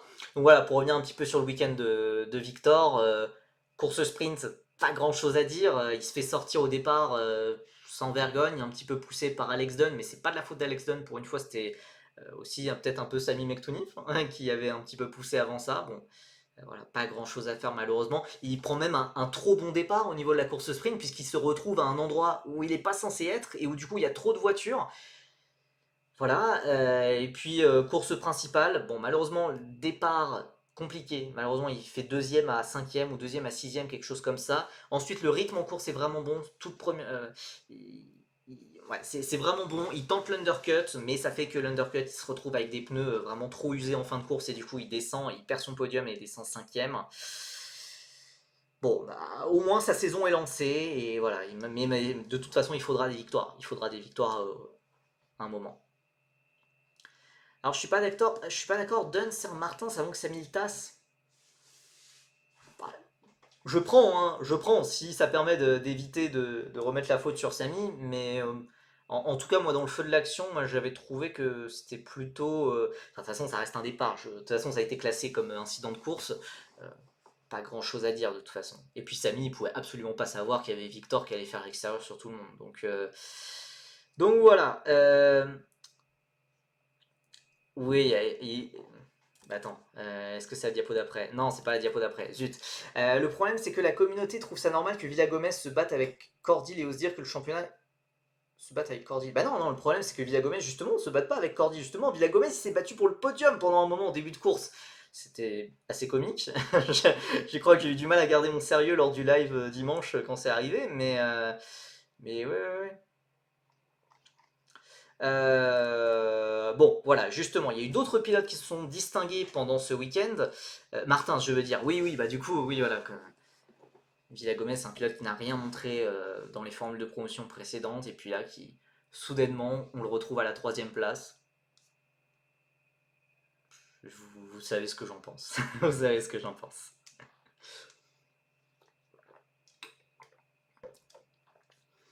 Bon voilà, l'un des pilotes qui m'a le plus surpris, vous savez que c'est un pilote que j'apprécie, Pepe Marti, qui a sorti un week-end de très haute volée. Alors seulement qualifié 11e, mais quel rythme en course, les dépassements, c'était génial. C'était génial.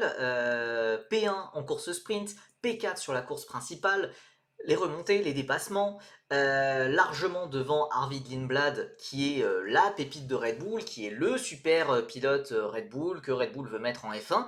Bon, en attendant, Arvid Lindblad, il s'est un peu pris une bonne piquette par Pepe Marty. Pepe Marty est certes plus expérimenté, et j'ai déjà fait le parallèle plusieurs fois, mais c'est vrai que Pepe Marty se retrouve dans la même situation, exactement la même situation qu'Isaac Hadjar l'an passé. Il sort d'une saison de F2 ratée, enfin d'une saison rookie de F2 ratée, décevante, où il fait 14e, comme Isaac, vraiment 14e exactement, et il est chez Campos pour sa 2e année, et il est obligé de jouer devant et de battre largement son coéquipier rookie, sauf que le coéquipier rookie, c'est plus Pepe Marty, c'est Arvid Lindblad désormais. Donc voilà, il y a vraiment pas mal de parallèles. Pepe Marty avait été assez discret quand même à Melbourne. Là, à Bahreïn, c'est super intéressant ce qu'il a fait. C'est super intéressant ce qu'il a fait. Donc voilà. Maintenant, ça reste qu'un week-end. Il faut voir. Il faut voir ce que ça donne, hein. Il faut voir ce que ça donne sur le long terme. Il faut voir ce que ça donne à Jeddah. Voilà, sur un circuit d'ailleurs, un circuit urbain avec les murs, etc. Peut-être est-ce qu'il a reçu des compliments. Alors on sait qu'il a été complimenté évidemment comme sur la photo par Isaac Hadjar. Il a aussi été complimenté. Bah, d'ailleurs tiens, oui, il y a Yassine Hadjar et Isaac Hadjar qui le complimentent là sur la photo. J'avais même pas vu son père. Mais il a aussi été complimenté par des gens de Red Bull. Maintenant, est-ce que voilà, Pepe Marty peut doubler Lindblad finalement et arriver en F1? Il y a un Lawson qui est dans le dur sur ce début d'année. Il peut y avoir des baquets qui peuvent se libérer. Verstappen, bah, t'as l'impression qu'il va devenir complètement taré s'il reste chez Red Bull, il peut partir. Tsunoda, bon en vrai Tsunoda là, il y a du mieux. Tsunoda et Hadjar, j'avoue que de plus en plus je les vois rester là où ils sont actuellement. Donc on verra. On verra ce que ça donne, mais voilà, dans la galaxie Red Bull, beaucoup de choses peuvent changer et c'est très inspiré de la part de Pepe Marty de rebondir maintenant. Mon rêve Marty en F1, je l'aime trop. Bah ouais, je suis d'accord, je suis d'accord. Les tops, les flops de ce week-end, voilà, les tops Invicta. Invicta surtout, puisque voilà, l'équipe semble tout simplement la meilleure. On l'avait déjà vu à Melbourne, on le revoit là. Invicta, et Pepe Marty qui a sub grâce à Julien Envia, merci beaucoup à toi Pepe, puisqu'on s'appelle comme ça évidemment, je lui ai jamais parlé, hein. Merci beaucoup à toi Julien, tu régales toujours autant.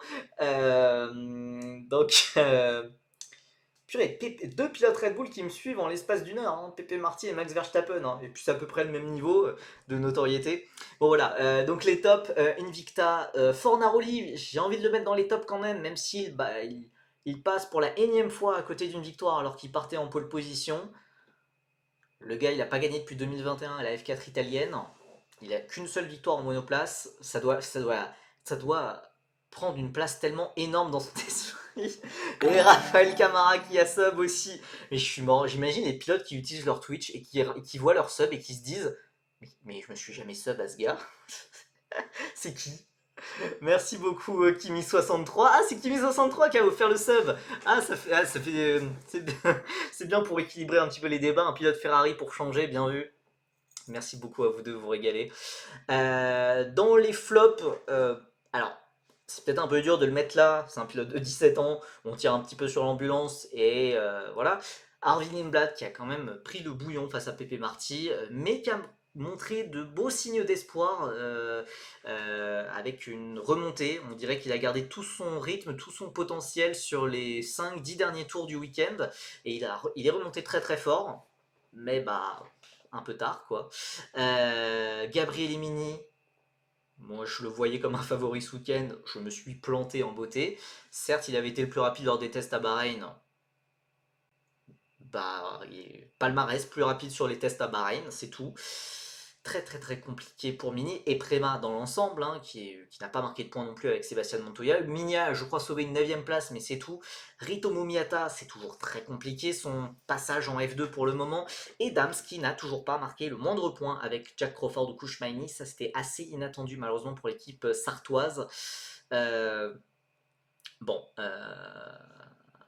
voilà. Dans le paddock à Jeddah, toi aussi t'as reçu un sub pour un certain Percy. Ah, ça serait hilarant, ça serait hilarant.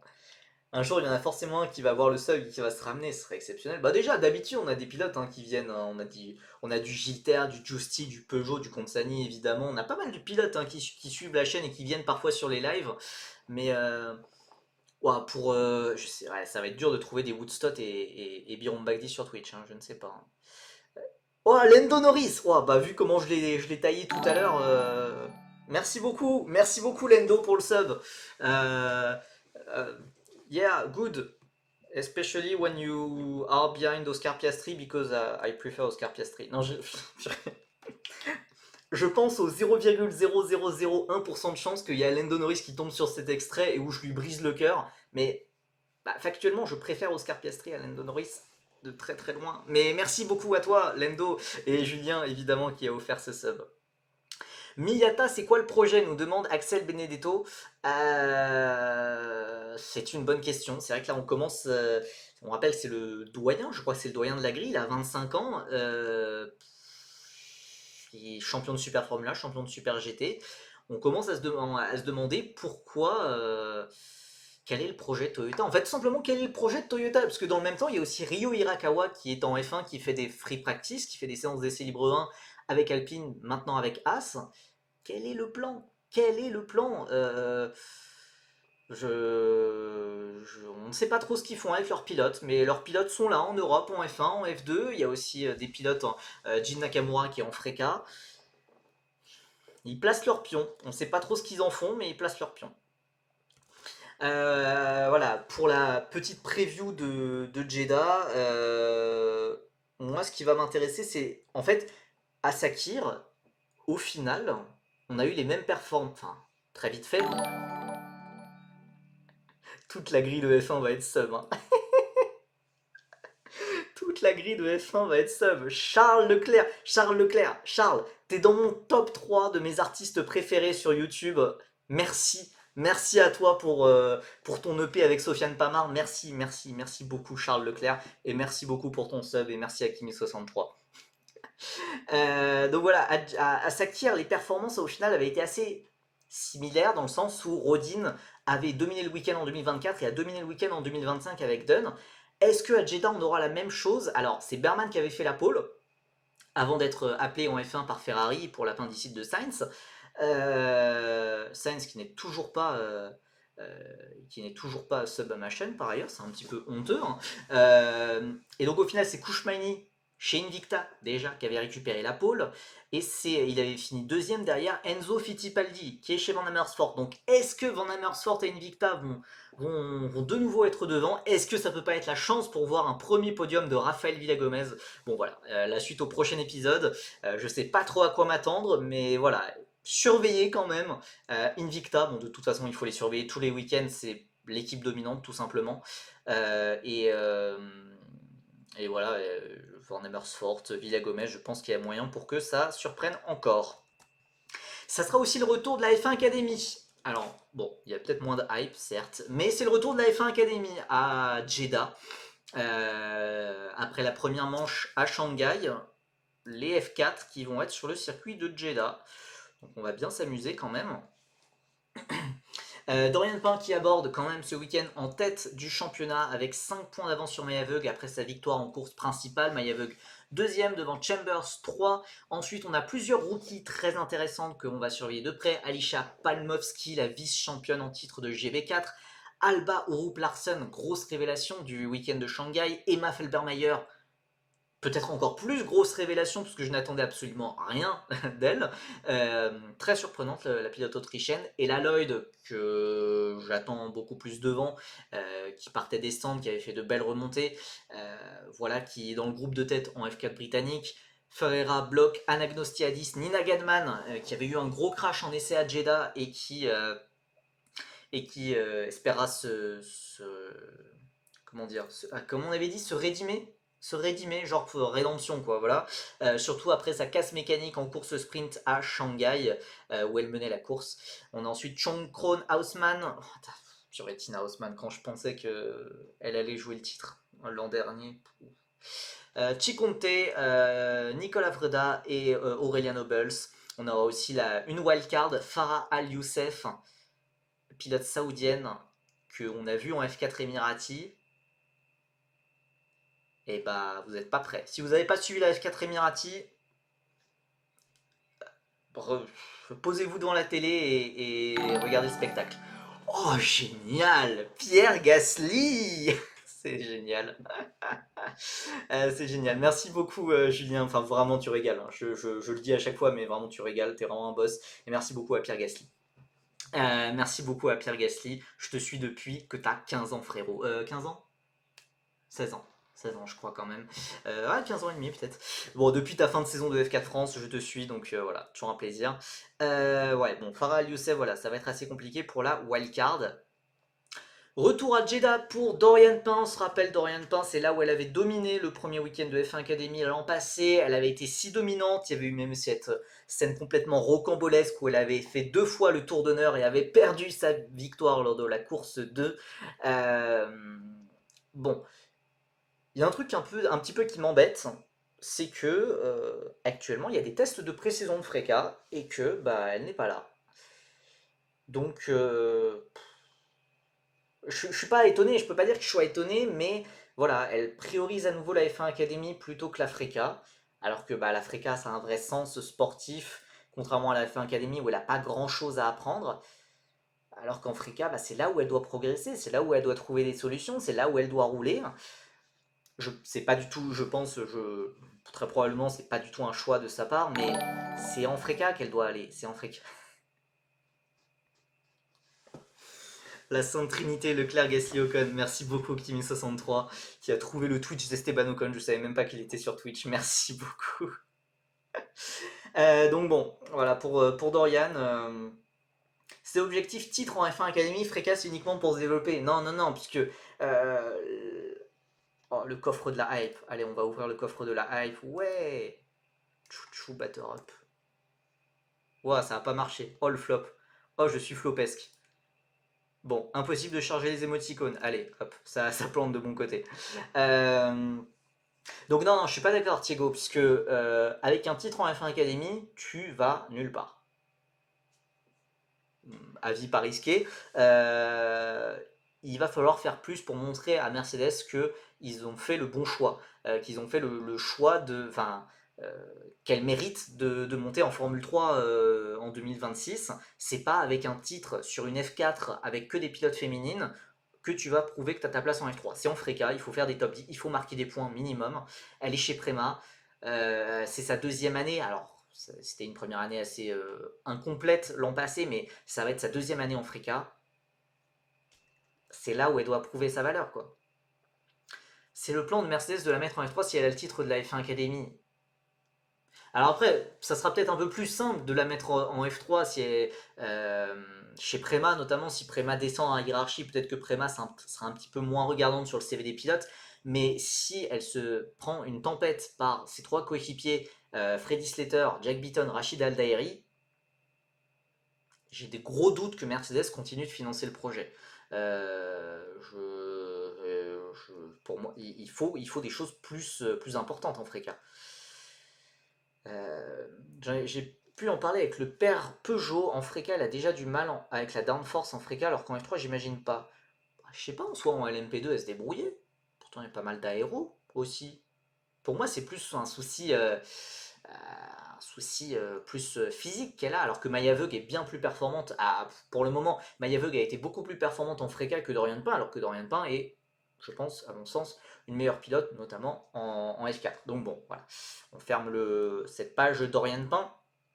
Quid des rookies, voilà, comme je le disais, voilà, Palmowski, Larsen, Felbermayer, j'aurais pu rajouter Lloyd aussi. Est-ce qu'elles vont confirmer, surtout pour Larsen et Felbermayer, que je n'attendais absolument pas à pareille fête. J'espère qu'on va pouvoir performer, puisque au final, c'est elles, les pilotes les plus intéressants, puisque c'est des rookies complètes, c'est leur première saison en monoplace, donc c'est vraiment super intéressant si elles arrivent à performer.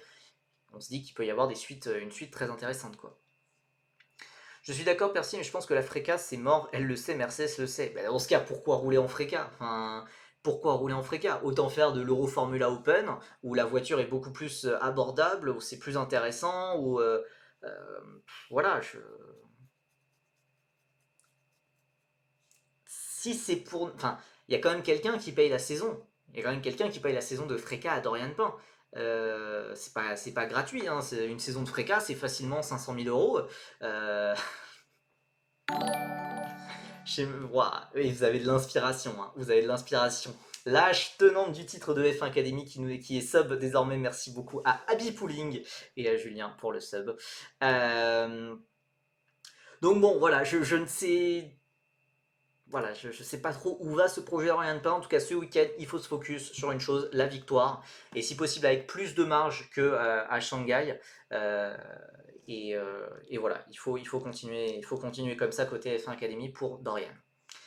Évidemment, l'un des gros points forts de ce week-end, ça sera le début de la saison de Formule 4 française avec cette grille très très très intéressante de 30 pilotes avec notamment voilà, plusieurs pilotes qu'on suit depuis pas mal de temps désormais, même s'ils sont encore très jeunes, même si certains débutent en monoplace. Elle sera là au Paul Ricard normalement? Oui, elle sera là au Paul Ricard, il n'y a pas de souci à ce niveau-là. On va reparler de Freca juste après la F4. Donc avec notamment voilà Andy Consani, Jules Roussel que j'attends au tournant aussi, Arthur Dorisson, le protégé de Pierre Gasly qui redouble, Alexandre Munoz, Lisa Billard, Louis Iglesias, Guillaume Bouzard qui, je l'ai récemment découvert, est franco-luxembourgeois et non pas seulement luxembourgeois, et donc qui roulera sous licence française. Excellente surprise puisque Guillaume Bouzard, lui aussi, ça va être un pilote à surveiller de très près. Malo Boyel, vainqueur du Feed Racing. Voilà, Ryan Caretti, Rintaro Sato, le fils de Takuma Sato. Raphaël Perra aussi, un gros pilote à surveiller aussi. Montego Massen, qui est un pilote allemand, mais qu'on attend probablement devant aussi. Lisa Billard qui sauve aussi avec Kimi63. Lisa Billard qui m'a récemment retweeté aussi, hein, je voudrais pas dire. Merci beaucoup. La F4 France avec 6 pilotes féminines, alors on va en parler juste un petit peu après, mais voilà, si vous voulez en savoir plus sur la F4 française, j'ai déjà fait une preview YouTube de 8 minutes et j'ai aussi fait un article en anglais sur Feeder Series sur le sujet. Si je devais distinguer, détacher des favoris, pour moi il y a vraiment un groupe de 11 pilotes qui se détachent et parmi eux, obligé de faire ressortir Malo Boyer et Jules Roussel qui ont été à mon sens vraiment les plus impressionnants, les plus réguliers aussi lors des essais de pré-saison au Mans auxquels j'ai pu assister. Guillaume Bouzard avait été lui le plus rapide sur le circuit de Nogaro lors des tests de pré-saison, lors des tests collectifs en février. Donc très hâte de voir ce que ça peut donner aussi pour Guillaume Bouzard. Attention, par contre, il y a un paramètre assez inattendu, enfin, il y a un paramètre qui peut rebattre encore les cartes, comme si elles avaient besoin d'être rebattues, de la pluie qui est attendue sur le week-end. Ça, a priori, on n'a pas l'air de partir sur des pluies diluviennes non plus, mais il y aura de la pluie visiblement samedi, dimanche, lundi, puisqu'on rappelle c'est le week-end de Pâques, donc il y aura aussi une course le lundi. Donc à voir ce que ça peut donner. C'est des pilotes très jeunes, c'est des pilotes qui doivent beaucoup apprendre, qui déjà apprennent le pilotage d'une F4 tout court, donc le pilotage d'une F4 sous la pluie, c'est encore une étape supplémentaire. Ça va être intéressant de voir ce que ça va donner. Gros point positif par rapport à l'an passé, c'est qu'on passe de courses de 20 minutes à des courses de 30 minutes, donc forcément plus de temps de roulage. Donc voilà, les safety cars seront moins handicapantes. Voilà, on aura plus de temps de course et donc ça c'est tout, c'est positif. Si vous me suivez sur Twitter et sur Blue Sky, voilà, j'ai fait un thread qui a très très très très bien marché, je trouve, sur les 6 pilotes féminines. Mais où vous voulez trouver Nina Gadman. Nina Gadman qui est sub, la pilote alpine engagée en F1 Academy. Merci beaucoup à Julien. 6 filles au départ. Alors, il y a des espoirs différents concernant certaines pilotes. Aux essais de pré-saison, pour rien vous cacher, de toute façon, tous les résultats, je les ai publiés sur Feeder Series. Il y a 4 pilotes féminines qui ont fait 26, 27, 28 et 29e sur 29. Ça pique un peu dit comme ça. Mais il y a 2 autres pilotes féminines qui se sont distinguées. Jade Jacquet, née en décembre 2009, qui est la 2e pilote la plus jeune derrière Andy Consani, qui est le seul 2010 de la grille.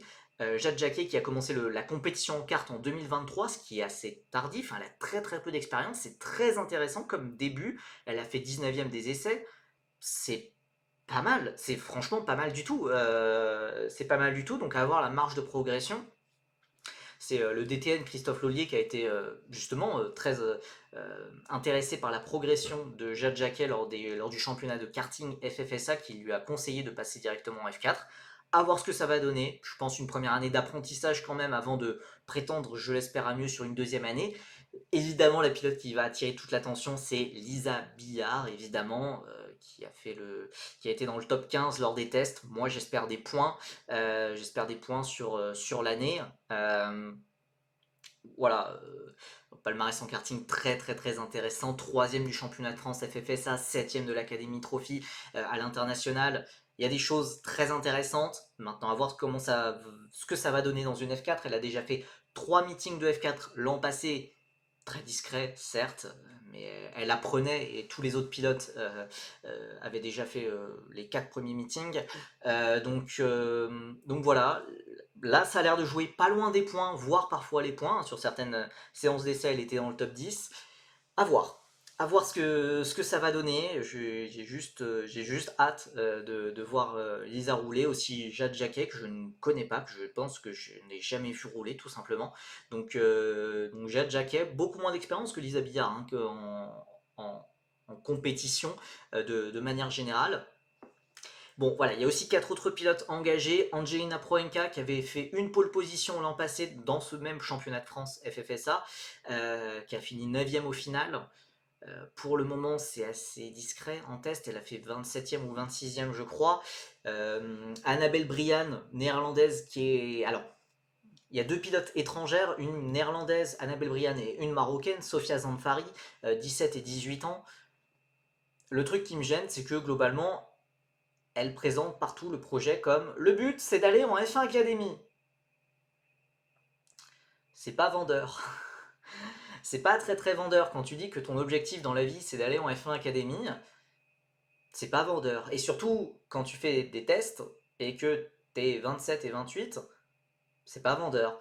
Donc voilà, Annabelle Brian, elle a quand même eu des résultats assez intéressants en karting face à des mecs. Hein. Elle a fait championne des Pays-Bas 2022, championne de Belgique GK4 en 2023. Bon, il y a des petits trucs assez intéressants qu'elle a fait en karting.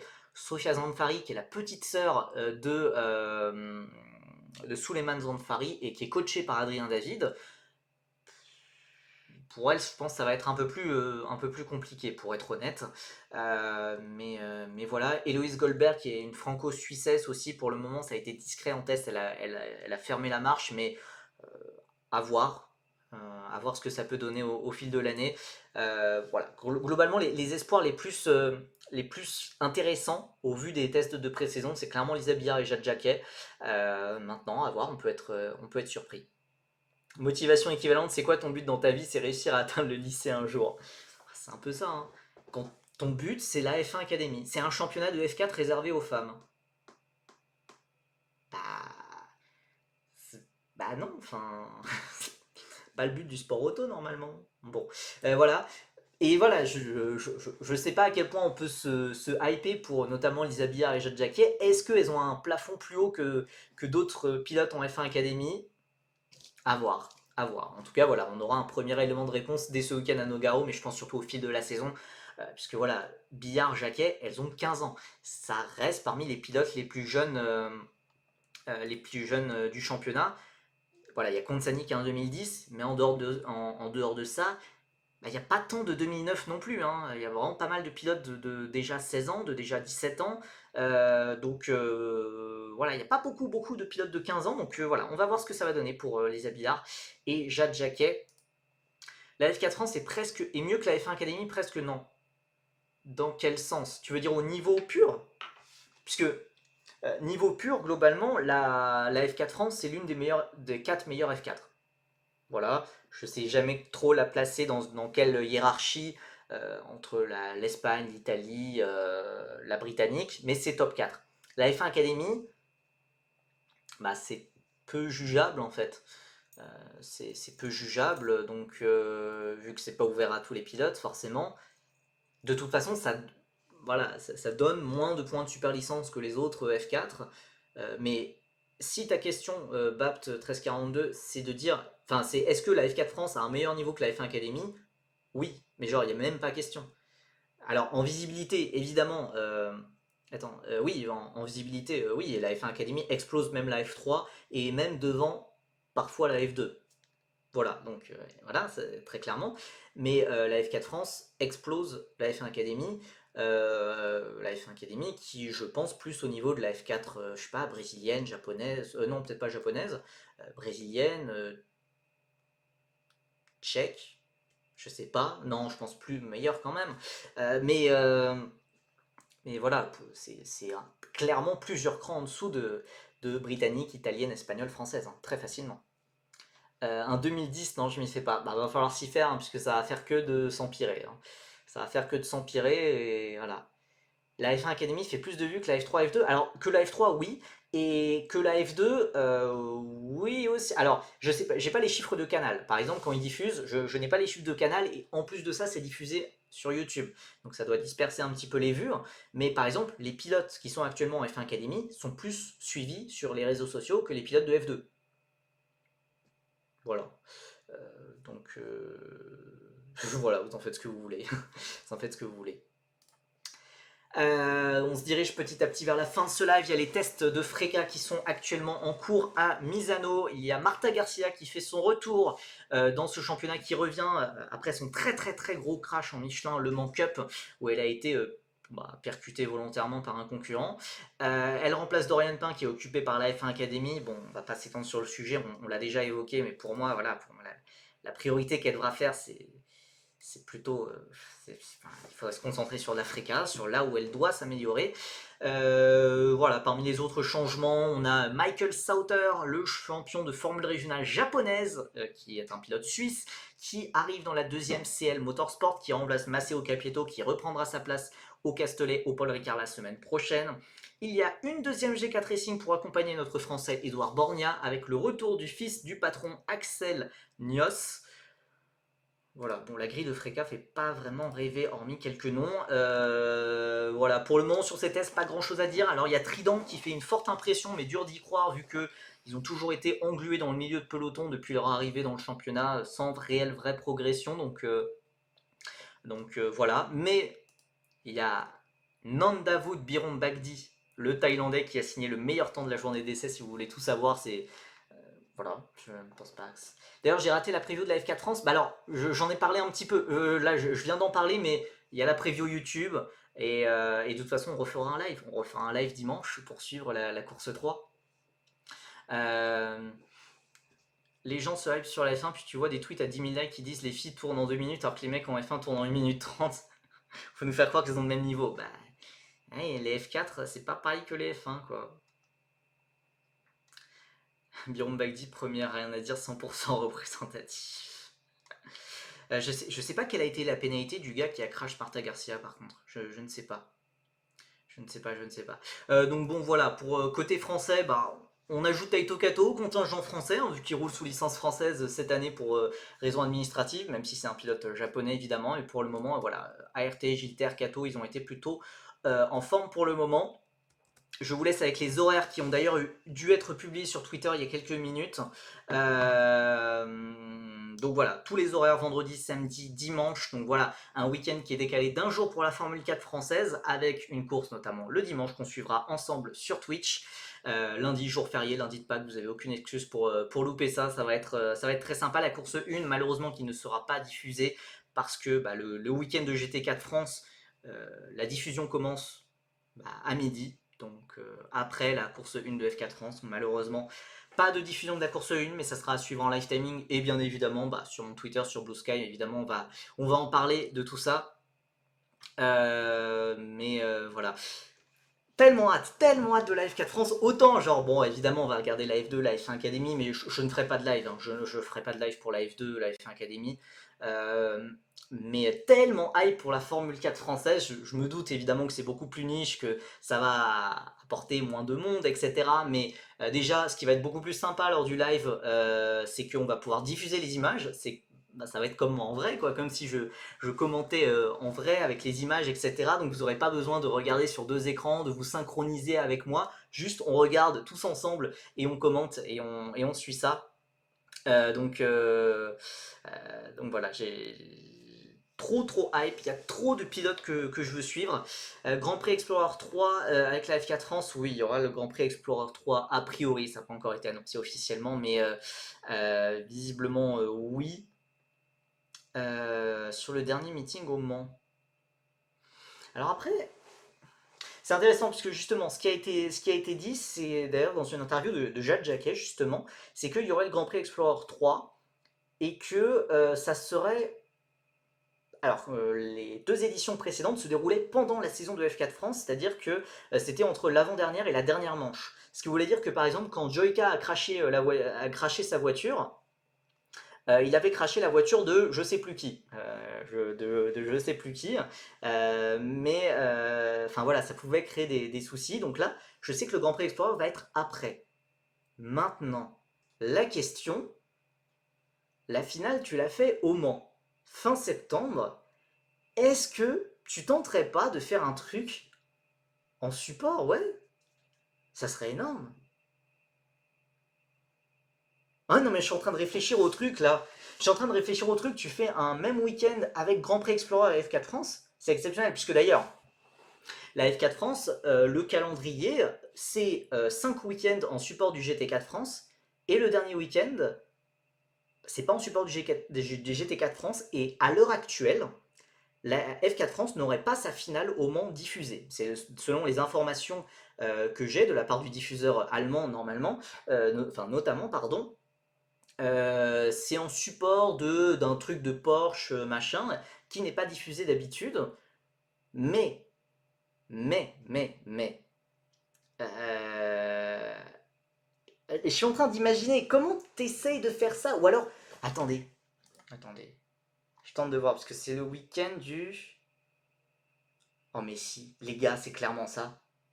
Attendez, je vous dis ma théorie, attendez. Comment on fait diffusion en solo? Oui, non, attendez, je vais montrer Mozilla.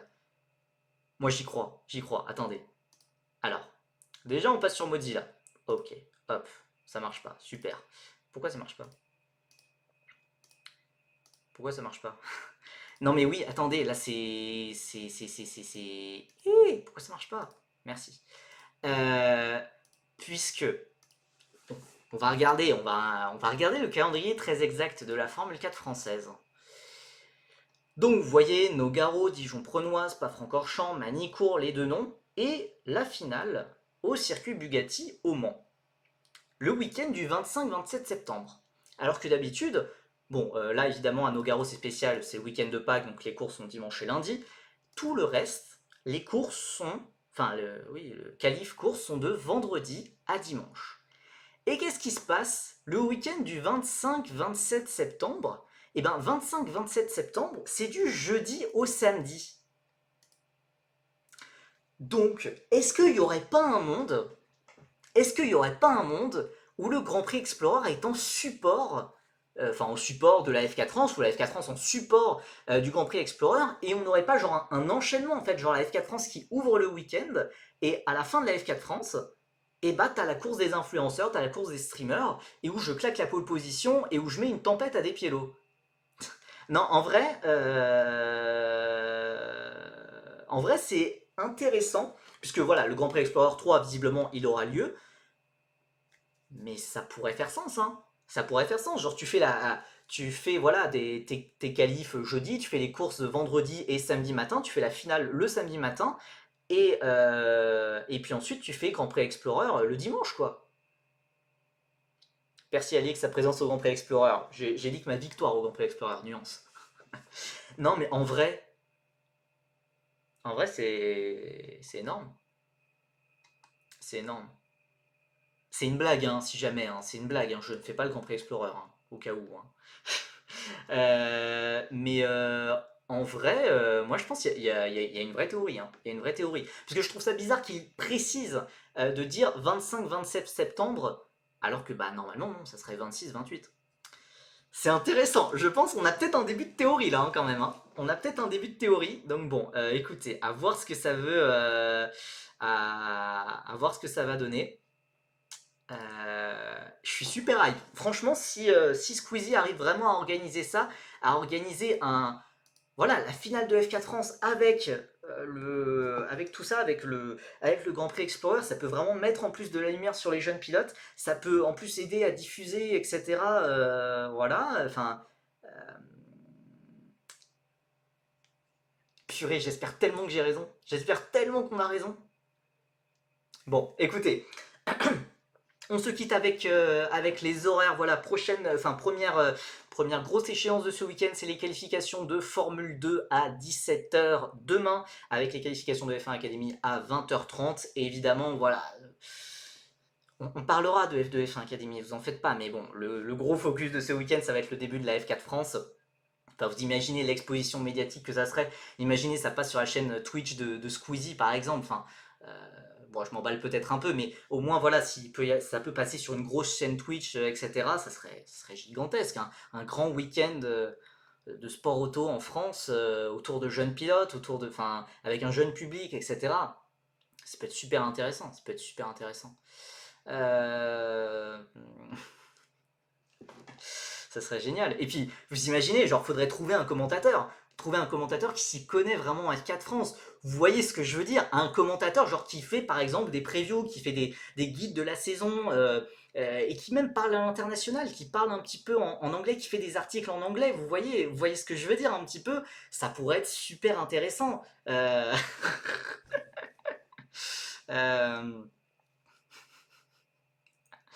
Bref, je m'emballe pas du tout. Je m'emballe pas du tout, vous en faites pas. Non, bon, en tout cas, j'espère que cette théorie se révélera vraie.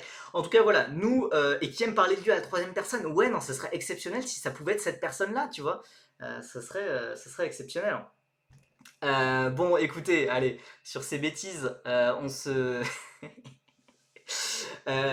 va se quitter. Moi, je vous dis à très bientôt. On va se retrouver voilà, lundi. Je pense on prendra l'antenne vers 10h50, 10h50, ouais, peut-être 10h50, puisqu'il y aura eu déjà 2 courses de F4 France. Il faudra qu'on en reparle, etc.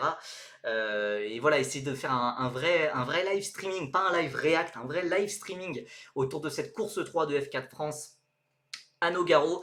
En attendant, moi je vous dis voilà, merci beaucoup d'avoir été aussi nombreux sur ce live, toujours aussi autant un plaisir d'être aussi actif, enfin d'avoir un chat aussi actif, enfin, c'est génial. Donc merci beaucoup à vous tous, merci beaucoup à Julien et à Kimi pour tous les subs.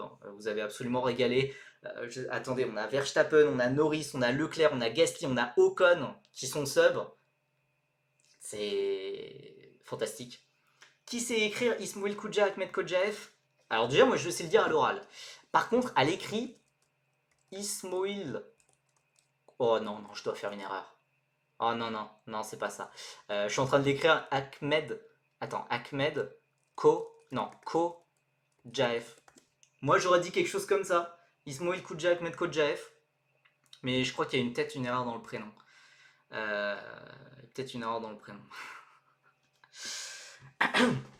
Bon écoutez, sur ces bêtises, nous on se dit voilà à très bientôt sur Twitter, sur Insta, sur Fader Series, sur YouTube, sur TikTok et sur Blue Sky et sur Twitch. Bah écoutez, on se dit à lundi 10h50 à peu près pour le live de la course 3 de F4 France à Nogaro. Lundi, jour férié, vous vous posez, petite grasse mat, petit déjeuner et vous vous posez devant le live, ça va être top. Allez, moi je vous dis à lundi, à très bientôt. Bye bye.